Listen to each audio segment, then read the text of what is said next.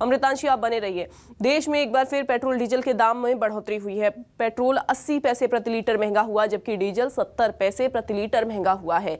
पिछले 8 दिन में 7वीं बार पेट्रोल डीजल के दाम बढ़े हैं। तो लगातार पेट्रोल डीजल के दाम बढ़ रहे हैं। पिछले 8 दिन में 7वीं बार पेट्रोल डीजल के दामों में बढ़ोतरी हुई है।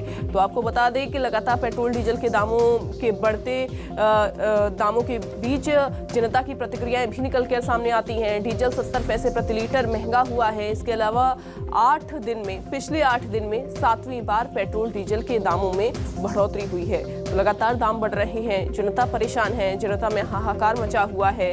और ये भी जानकारी दें कि जब पेट्रोल डीजल के दाम बढ़ रहे हैं तो अन्य सामानों पर भी इसका असर पड़ रहा है।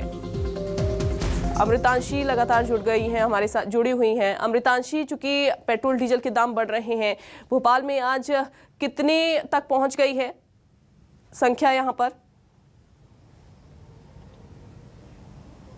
जी बिल्कुल, मैं आपको बता दूं कि राजधानी भोपाल में कल पेट्रोल की कीमत 111 रुपये थी और आज दोबारा दाम बढ़ने से, जो कि नई कीमतें आज सुबह ही लागू हुई हैं, दोबारा दाम बढ़ने से आज पेट्रोल की कीमत 112 रुपये के करीब पहुंच चुकी है।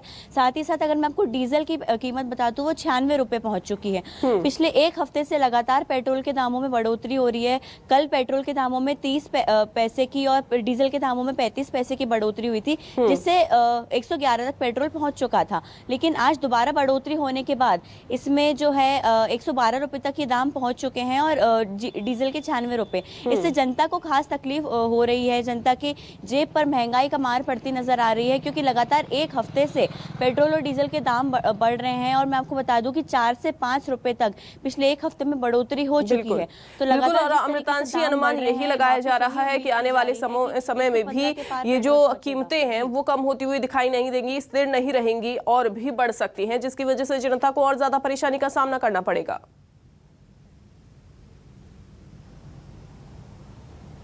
जी बिल्कुल, आने वाले समय में बिल्कुल सही बात है ये कि जनता को और ज़्यादा परेशानी का सामना करना पड़ेगा, क्योंकि पेट्रोल की कीमतों से ही अन्य चीज़ों के भी दाम तय होते हैं। पेट्रोल से लगे हुए, कल ही जब लोगों से बातचीत करी थी तो उनका कहना था कि रसोई गैस के दाम भी बढ़े हैं, सब्जियों के दाम भी बढ़े हैं, तेल मसालों के भी दाम बढ़े हैं। हालांकि मैं आपको बता दूं कि अंतर्राष्ट्रीय स्तर पर पेट्रोल जो कच्चे तेल की कीमत है उसमें 15% की कटौती आई है, लेकिन यहाँ पर दाम लगातार बढ़ रहे हैं, क्योंकि पिछले कुछ समय से तेल कंपनियों ने दाम नहीं बढ़ाए हैं। तो अब वो घाटे को पूरा करने के लिए लगातार दामों में बढ़ोतरी कर रही है। पैसे दर पैसे इन दामों की बढ़ोतरी हो रही है और जनता पर भी इसकी खास मार देखने को मिल रही है। क्योंकि हम जो बातचीत करते हैं जब स्टूडेंट से, जनता से, तो आम आदमी पर खास असर पड़ता है। स्टूडेंट्स का ये कहना है कि जो जेब खर्च है वो उनको लिमिटेड मिलता है और पेट्रोल में ही उनका पूरा खर्चा निकल जाता है। तो कहीं ना कहीं नजर आ रहा है कि जो आम आदमी है उस पर अच्छी खासी मार पड़ रही है महंगाई की। और 5 रुपए तक पेट्रोल में पिछले एक हफ्ते में बढ़ोतरी हो चुकी है। वापस उम्मीद की जा रही है कि 115 के पार